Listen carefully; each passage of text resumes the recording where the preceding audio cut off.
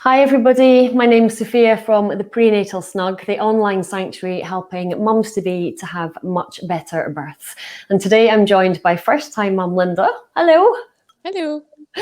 And Linda's going to share with us her experience of going into labour, what her birth was like, and what life has been like since then. So Linda, tell us about that first day where you started to experience some of your surges, your contractions. Talk us through what happened. Well, I was in bed and I definitely felt a kind of rush of water, but it wasn't quite as dramatic as I was expecting.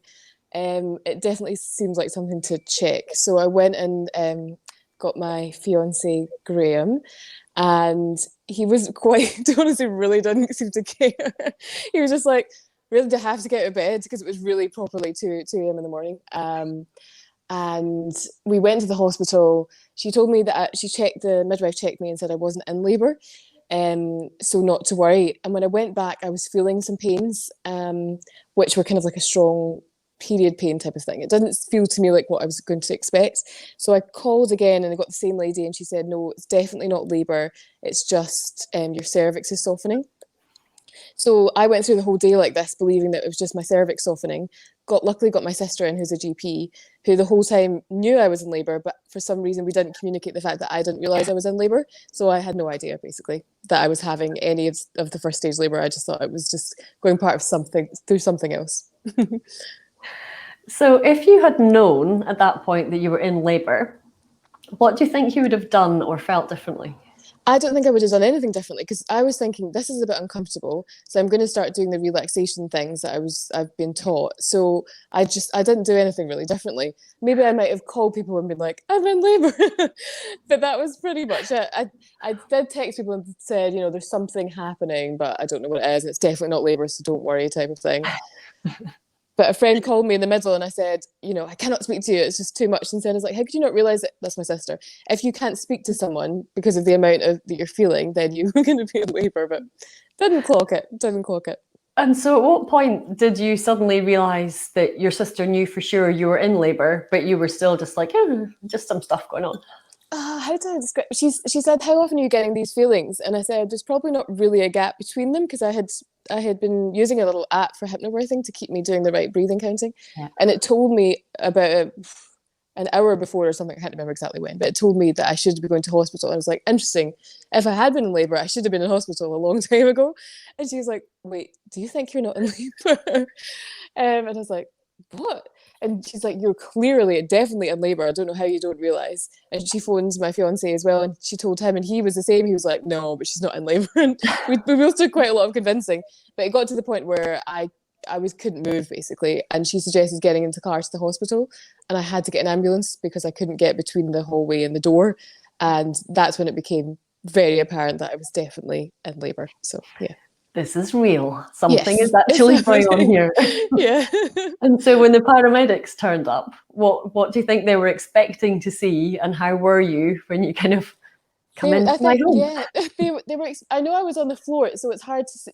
I suppose that doesn't make much sense, but they were saying that I was just remarkably calm. So they just were really surprised, and I think that might have been part of it as well, because that is a key thing that I forgot about hypnobirthing, that we are told that you need to tell people that you're actually doing hypnobirthing, because you can be so relaxed that cue that they use to say, okay, she needs to be seen now, isn't showing. So I, apparently, according to them, was really calm, so that's good to know. And especially when you're really calm and also adamant that you're not in labour. Exactly, yeah. I'm quite a chilled out person anyway, but that's definitely, it's intriguing that it all kind of worked in a nice way, to be honest. So then you got into hospital in an ambulance, and then talk us through what came after that. So I kind of said goodbye to my sister because of all the COVID rules. You're only allowed one person, and I was kind of using the rule of a person who needs support, for her being there with me. But Graham was my birthing partner, so that's my fiance. He was there at the hospital and kind of said goodbye to my sister, which was so sad because we are so close. we're like best friends. So I would have loved to have her there, but it's a shame. But yeah, Graham got the other side of the slightly less calm, I would say. He got the next part. So they were lovely. They asked me about my birthing plan, and they were happy to follow everything that I had wanted. I wanted to try the water birth for the labour process, although not the actual birth. And I wanted to do biological nurturing, like have the baby with me for at least an hour afterwards, because I wanted to breastfeed. And they were just lovely. I cannot thank enough the midwives, just the type of personalities, the exact personality you need when you're in that situation. Just so understanding, listening and supportive. And I just had such a good experience with everyone there. It was fantastic. Loved the gas and air. I was giggling away when I got that. So yeah, that's kind of when it got to actually having the urge to push. And I decided to I was almost, it's hard to say, it was almost like enjoying just like the release. I would go like, just going as loud as I can, just screaming away. I was using the breathing all the time. I was using massage, which was really key. I only kind of picked that up at the end. So right before I went to hospital and all that stuff happened, my sister had reminded me that the massage was part of it as well. She said, "You want me to do that as well?" And it was fantastic. It really felt like a pain relief. Yeah. And it was just amazing. And she was going in time with my breathing, and it was lovely. So I was making sure that Graham did the same thing, but he was going off beat. And I was like, up one, down four, up one. I was like, how can you not get the beat, you know? You definitely get much more like, do this. I'm not usually like this, but I was very adamant that he stayed to his time as my breathing was going. And at one point, he actually got clocked out, and I asked the other midwife to take over from him at some point, because he ended up, you could see that he was getting a little bit upset with the whole thing. It was a struggle. Every time he left me, I would say, "Can you get me that water spray?" And even if he left me, I would be like, "Come back, you're taking too long with the water spray, get the water spray."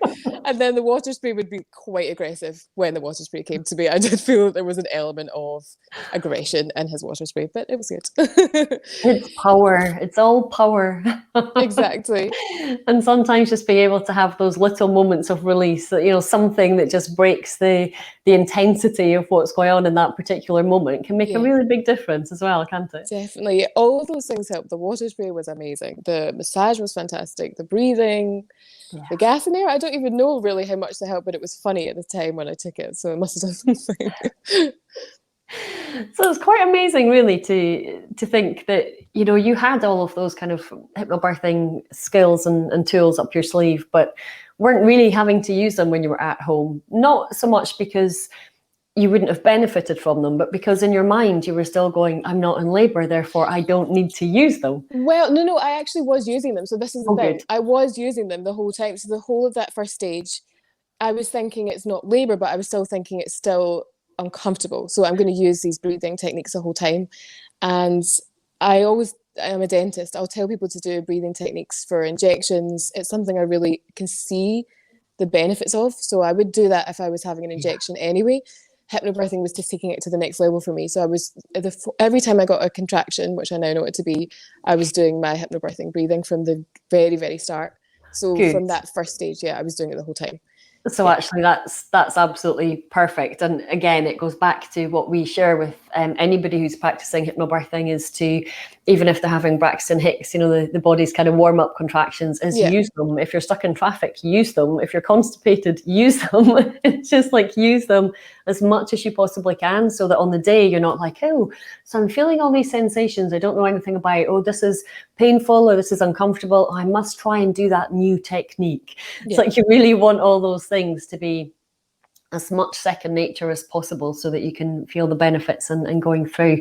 How would you describe this second stage of labour, Linda, when you're feeling your baby start to bear down? Can you explain what that feels like in your body for us? You just get this overwhelming urge that you just need to push, and it just comes over you without any, you can feel it just coming, and you just got nothing else you can do. It's just completely out with your control, and you just have to push, and that's all basically.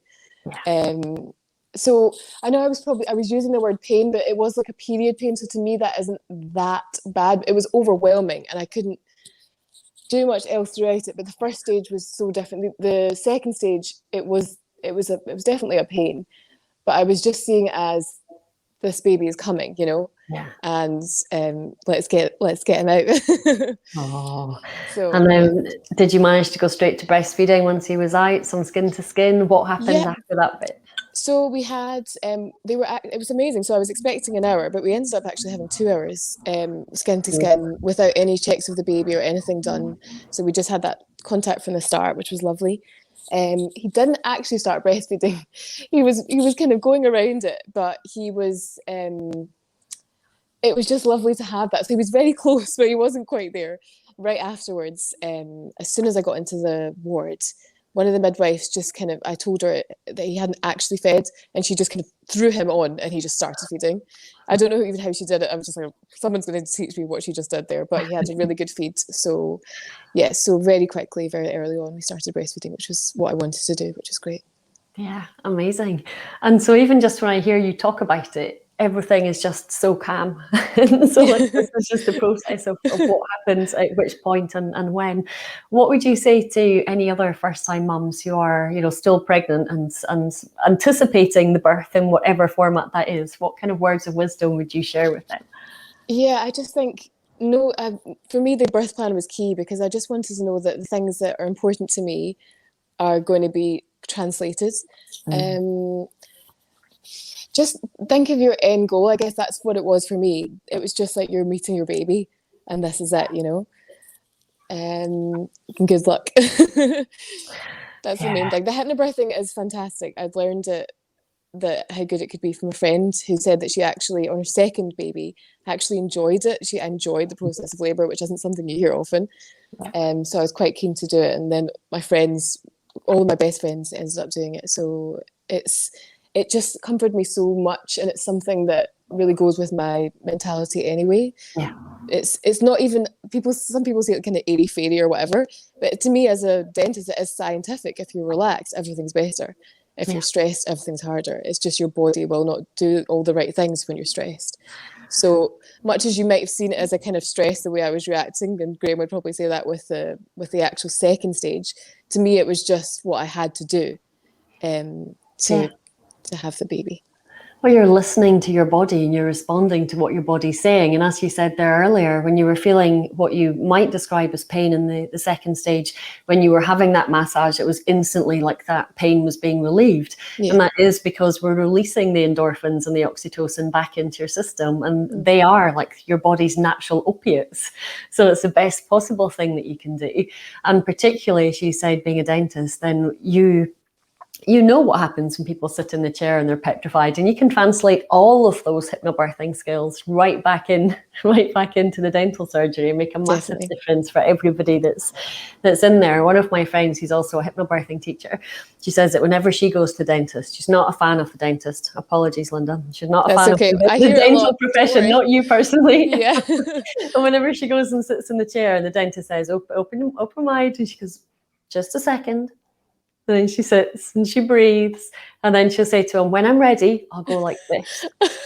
And she sits, and then after maybe a minute, she'll go, and then she'll open her mouth, and then they get on with it. That would definitely be, I would be writing that down in my notes as a dentist. I'd be like, this patient will take a good 10 seconds to begin. Exactly. But it does make such a difference, because otherwise you're still answering that, how are you today? And then you've got like a gloved hand rummaging around.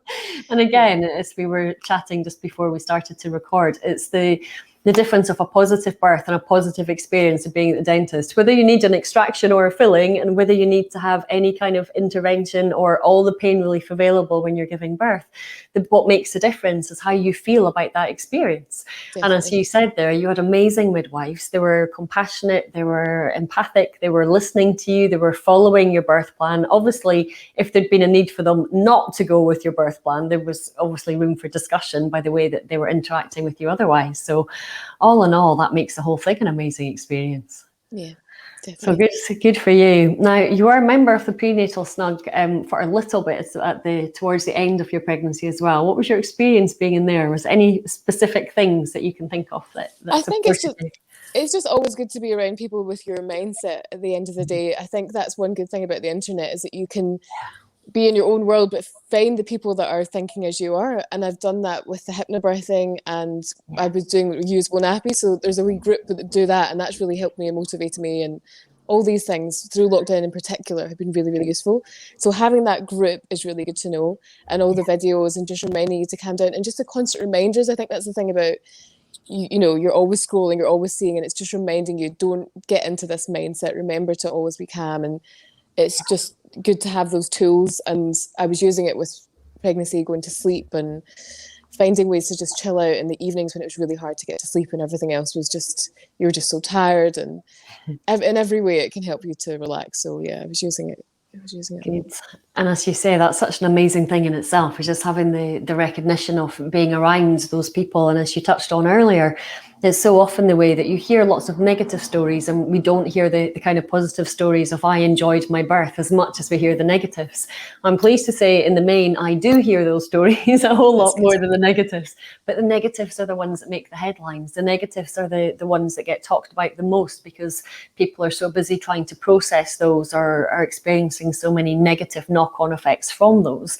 And so just being able to have another positive story like yours, and to be able to share it, makes a huge difference. And knowing at the start that yes, you were aware that things were going on in your body, and you were using all of the hypnobirthing techniques, but at the same time it wasn't so significant for you that you were like, this must be something huge that's happening. You were just like, oh, if this is just my cervix softening, what's the next stage going to be like?